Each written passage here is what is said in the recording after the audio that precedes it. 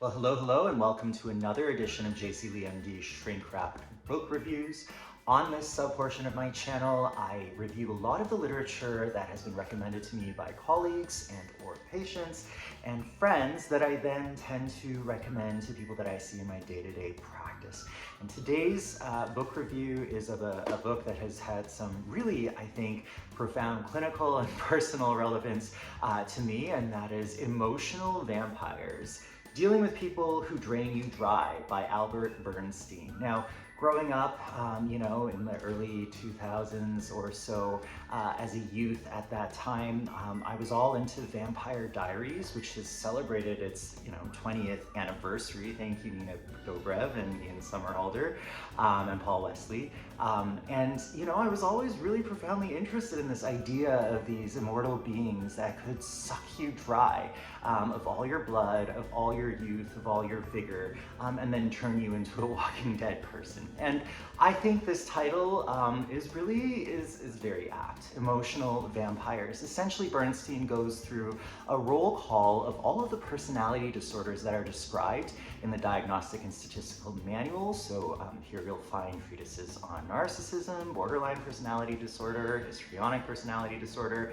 antisocial or sociopathy, the sort of run of the list of the people who tend to be, quote, difficult in your day-to-day lives. And he doesn't just go through the theoretics, he really pares down the different approaches that you can have and take. Now, I wouldn't say that I agree 100% with all that he writes about. I think sometimes he comes off as a bit clinical, as a bit theoretical and abstract. I'm not sure if I would try all of what he recommends in these books, but it is definitely fascinating to go through. He has questionnaires that kind of let you tick, tick, tick, tick off to see if you're dealing with an emotional vampire. Of course, if you were dealing with Ian Somerhalder, you wouldn't want to push him away. Who would want to push him away? I mean, my one regret is that I wasn't born looking like him. So, but of course, I don't want to be an emotional vampire. And I think in therapy and other venues, I've been working on that.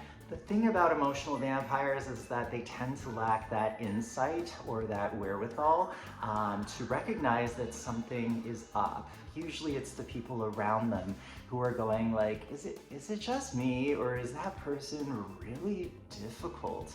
And so you're much more likely to recognize some of the people that you know in this book rather than yourself, especially if you are an emotional vampire yourself. So all of that to say, it's really some happy reading, practical, topical for those of us who are struggling with difficult people in our lives and just are scratching our heads like what am I supposed to do? This will give you a nice head start in thinking about these processes as a shrink would. So until next time, carry that garlic and cross and holy water with you, figuratively speaking, and protect yourself from the vampires that are out there. And again, shout outs to Nina Dobrev, my homegirl from Toronto. She's not my homegirl, I wish I was, but I wish she was. But we're both from Toronto, so there you go, fellow Canuck. Until next time, happy reading and love yourself.